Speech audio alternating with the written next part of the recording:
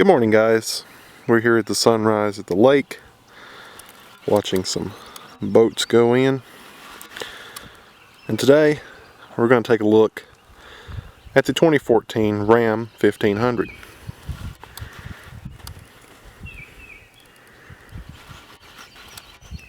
Before we get started, let's go ahead and start it up. This is the remote keyless entry. It's pretty simple. It does what it's supposed to. Lock, unlock, and panic. One feature that I do like about this vehicle is when you unlock, the lights will come on to guide your way to the vehicle. They do provide you with two keys that are actual physical keys, which are not needed, and two remotes, which have keys inside them. So you get plenty of keys.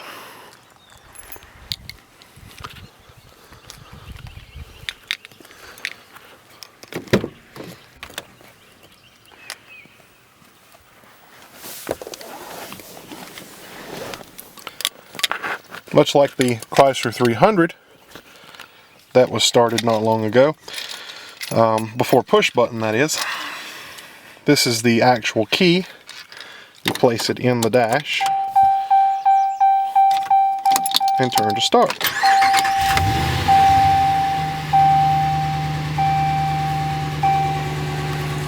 We'll go ahead and turn on the headlights.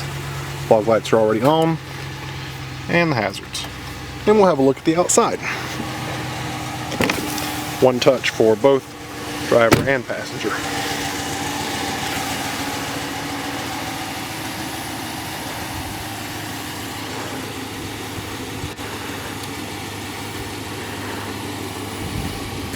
Not much has changed recently with the design of the Ram. I know they dropped the Dodge off of it and made their own brand out of the Ram.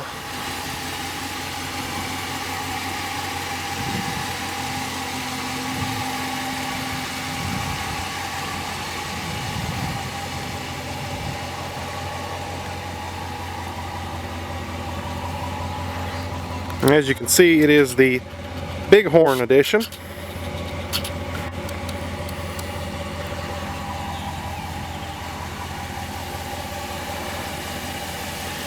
And before we go any further, I'd like to thank Enterprise of Marion, North Carolina for hooking us up with this vehicle at a discounted rate.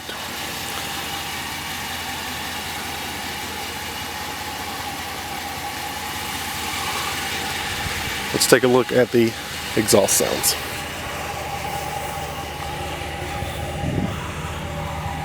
It does feature dual exhaust.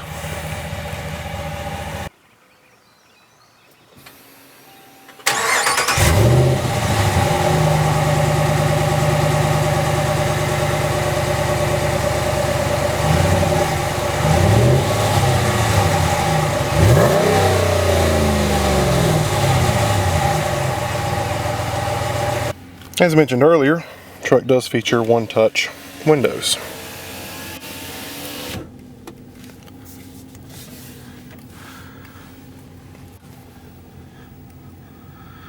As you can see from the gauge cluster, you have your RPM, temperature, as well as your speed and gas. The screen can be customized to show whatever you like it to show. I personally enjoy this mile per hour view. You can go into your menu if you figure out how and customize several different things within this menu. Speedometer, vehicle info, which shows your tire pressure, temperature, oil temperature, oil pressure, oil life, battery, more temperatures, and so on. Fuel economy is what it was on when I got it, showing 19.1 miles per gallon average. The great thing about this truck is it features the Eco mode that will disable 4 cylinders when not being used, as well as the fuel range and the mileage.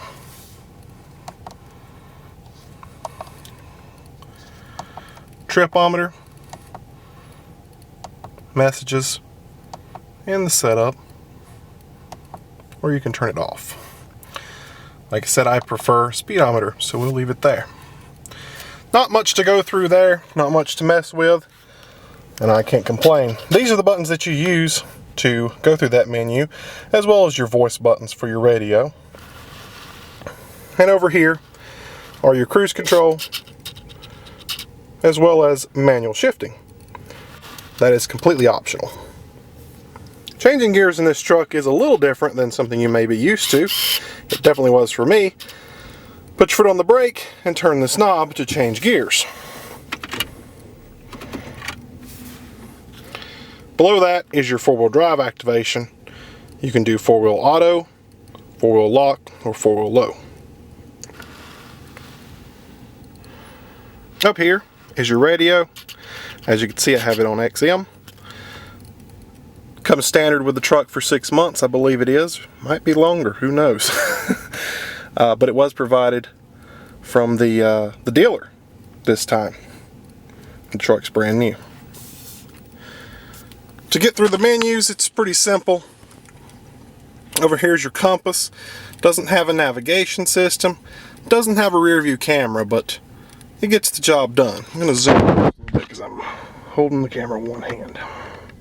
As far as setup goes, you can change your display. As you can see,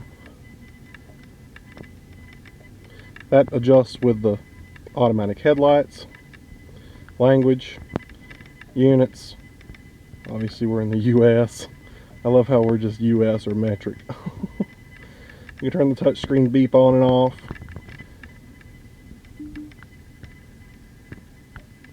Fuel saver display is on. I actually haven't messed with that yet, so maybe that'd be something to test today. More button shows you the outside temperature or the clock. Radio button will show you obviously the radio, and you can change AM, FM, and so on. You can go to all, and these are all your presets that you could save for channels. So for hits 1, I would just hit there. Now I'm on hits 1. Below that, you have the screen off and back buttons, as well as your volume and tuning buttons. Hazards, climate control, traction control off, and tow haul mode. I tested the tow haul mode today when driving the mountain, and it seems to do pretty well about holding the transmission from shifting constantly. So it does a really good job. It does what it's supposed to do. Although it has all these little wires and knickknacks around the mirror, this is not an auto-dimming rear view mirror. You do still have to do that manually. Up here at the top, if we can focus. Okay, well, you've seen it for a second. This button here provides the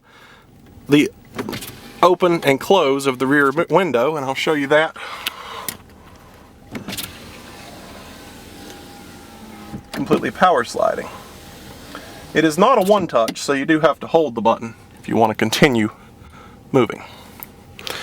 You may have noticed by now this vehicle does not have a CD player. That is not a standard feature for this particular model. You do have this center console, and this is where they usually hide the CD player, inside here. You have 3 cup holders, as well as a nice open area. Inside here, if I can get in, is your connections for your phone and whatnot to use for the radio. I'm not sure how I feel about this design, considering this entire... Let me fix my focus. Considering this entire thing folds up and can be used as a center seat, so much movement, I don't feel like that's a good idea to run wires in there. That's just my personal opinion. So that's a quick overview of the truck. We'll do some driving video, and my camera battery is about to die, so I'll probably be doing that with my iPhone. We'll have a quick look. around the back.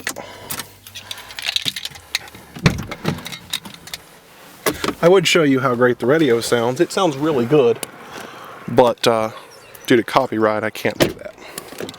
This car does have a few knickknacks on the side, but that's not necessarily my problem. The back seat is definitely not for someone of large size. As you can see, I'm not getting there. That room is limited, very limited. Of course, the seat is set for me at 6'4", so even though it is a full-size four-door truck, I wouldn't want to sit in the back for very long. And this seat's not quite as up. Well, someone was laying back in it, looks like. So let me adjust that.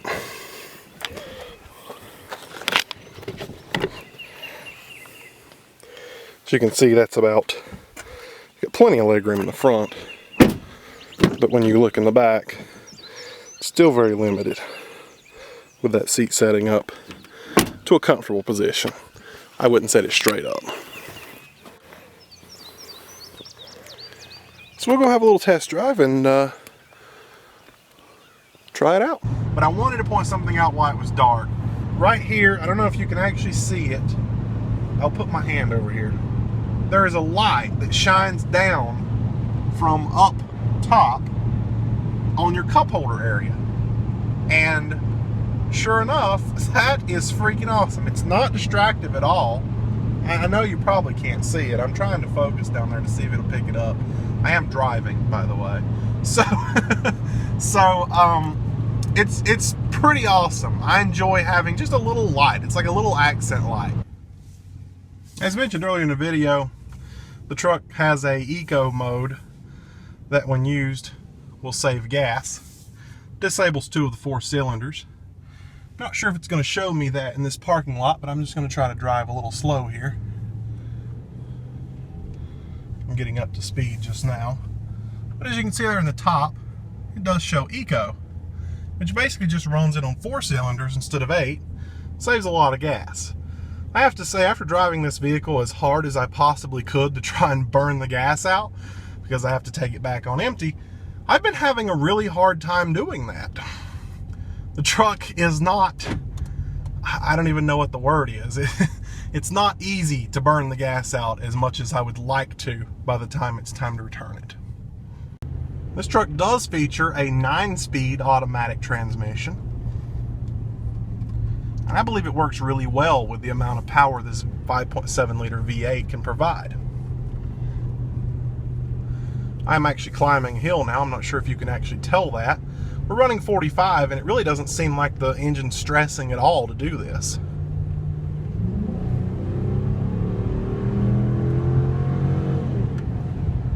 The great thing about this smooth ride is it's not necessarily an off-road package. I'm not sure if the Bighorn Edition means anything as far as the suspension.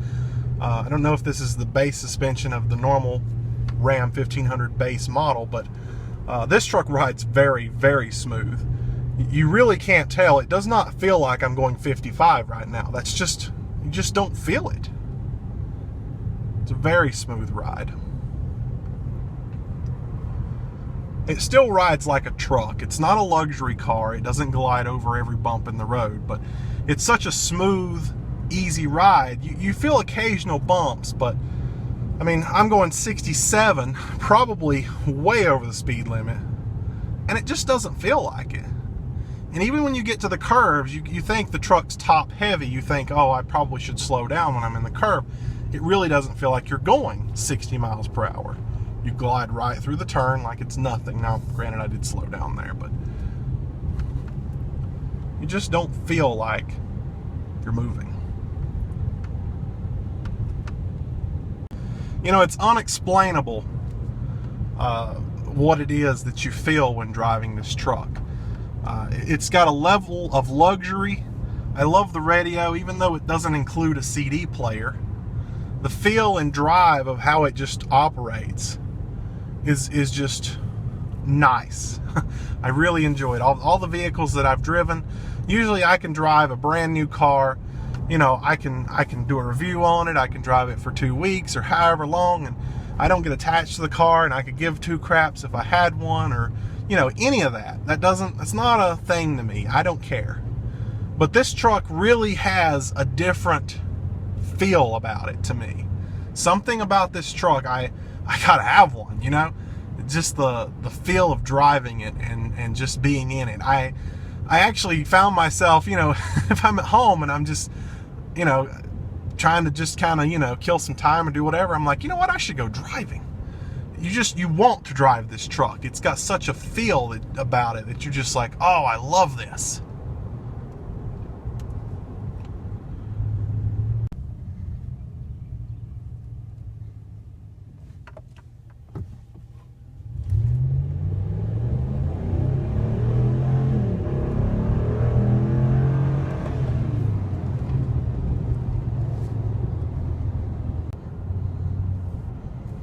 From 60, anti-lock brakes, did not slide. It just now occurred to me that the last couple of videos that I made were in kilometers, not miles. So you guys can do the comparison, or you can actually just look at the speedometer on the screen to get the actual speed that I was going. But I'll redo those tests now in miles per hour.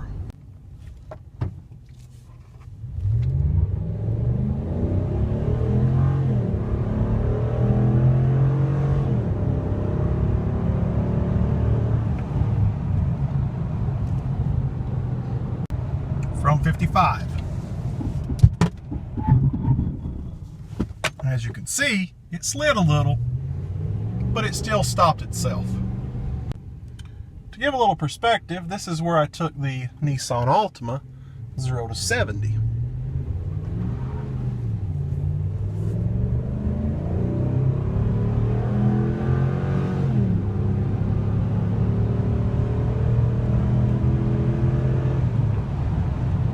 We're at 70 way back there before the Nissan Altima got here. Of course, you know, that's expected. 4-cylinder versus 8-cylinder. To cap my review of this truck, I really have enjoyed it. It has a few minor flaws and, you know, things that I'm not happy with, but for the price range that this truck starts at, I think it's $22,000. As configured that I'm driving $40,000, but you know, for the price range for what you're getting, I feel like it's actually pretty well balanced. I've seen some Ford F-150 Platinum editions that are comparable in features to this one at $50,000, and you know, at $10,000 less, I'm liking this. The 9-speed transmission is something new that Dodge is doing, that entire line is doing, and I think they're doing a really good job with it. It seems to be working really well for me, and everything else. I enjoy this truck. I was a little disappointed that this screen here was not the what is it, 8-inch as found in the Chrysler 300, but it's still touchscreen. It still does exactly what it's supposed to, so I can't complain much about that. I didn't even try linking my phone to the truck because I was enjoying SiriusXM so much. So, you know, I didn't really get to test everything, and it's not like I had it for 2 weeks, but one time I did have it, I really enjoyed it. So, you know, out of 10, I give this truck a 9. It's really nice. It's nicer than some things I've drove in the past, and I like it. You know, I'm still a Ford guy, and if I had the money, I probably would own an F-150 Platinum right now. But you know, this is a great second choice. This would definitely be my second choice. And if money were a thing, which it kind of is, but if money were a thing, this would be my first choice because the price range is well balanced. They did a pretty good job with this.